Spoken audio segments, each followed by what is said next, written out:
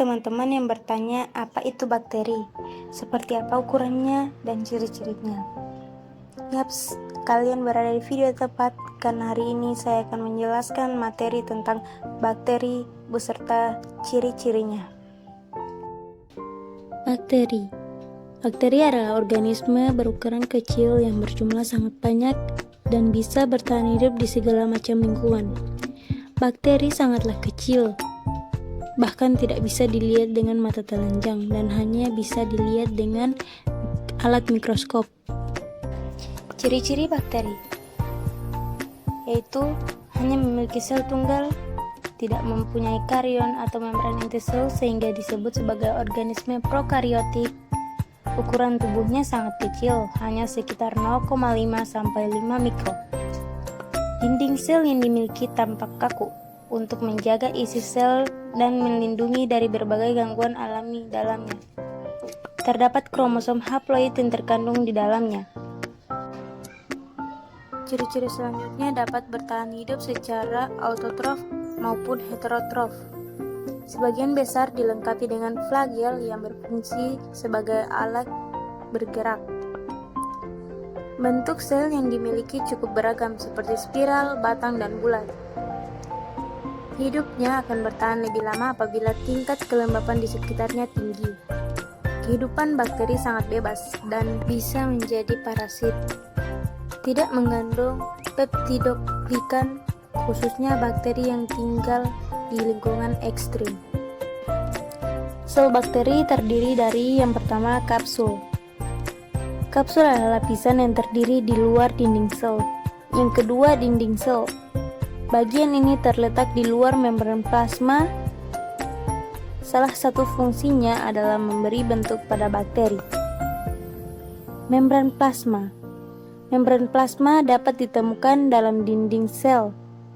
Membran ini bertugas mengangkut bahan-bahan kimia. Sel bakteri selanjutnya sitoplasma. Zat gelatin yang terdapat di membran plasma ini mengandung bahan genetik dan ribosom. Kemudian DNA. DNA terletak di dalam sitoplasma dan berperan dalam perkembangan serta fungsi bakteri. Kemudian ribosom.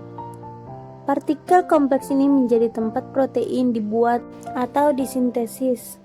Selanjutnya flagellum. Ini adalah alat yang digunakan oleh bakteri untuk bergerak. Dan yang terakhir pili. Struktur ini berkontribusi terhadap penyebaran penyakit karena memungkinkan sel bakteri memindahkan bahan genetik ke sel-sel lain. Jenis-jenis bakteri sangatlah banyak teman-teman. Jadi kita bisa lihat dari tempat hidupnya atau bentuk dari bakteri tersebut. Nah, jenis-jenis bakteri berdasarkan lingkungan atau tempat hidupnya. Yang pertama, aerob. Bakteri ini membutuhkan oksigen agar bisa bertahan hidup. Beberapa jenis bakteri aerob dapat memicu masalah lingkungan seperti korosi, kekeruhan air, dan bau busuk. Yang kedua, anaerob. Kebalikan dari bakteri aerob, bakteri ini tidak memerlukan oksigen untuk tumbuh. Pada manusia, sebagian besar bakteri anaerob terdapat di saluran pencernaan. Bakteri anaerob berpotensi menjadi penyebab berbagai gangguan kesehatan, mulai dari tetanus, keracunan, dan infeksi gigi. Kemudian yang ketiga, anaerob fakultatif. Bakteri ini mampu bertahan hidup dengan atau tanpa oksigen. Mereka bisa ditemukan di tanah, air, dan tubuh manusia maupun hewan. Contohnya Salmonella. Jenis-jenis bakteri lainnya bisa dilihat dari bentuknya. Yang pertama, berbentuk bulat. Bakteri yang berbentuk bulat disebut Cocci. Untuk penyebutan jamak atau Coccus. Untuk penyebutan tunggalnya, contohnya adalah S. pneumoniae.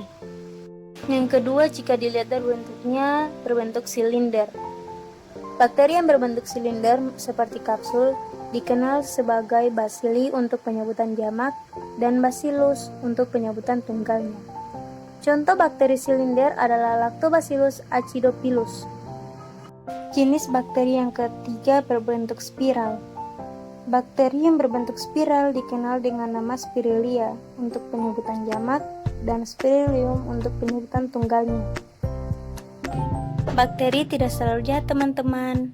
Ada juga bakteri yang menguntungkan bagi manusia.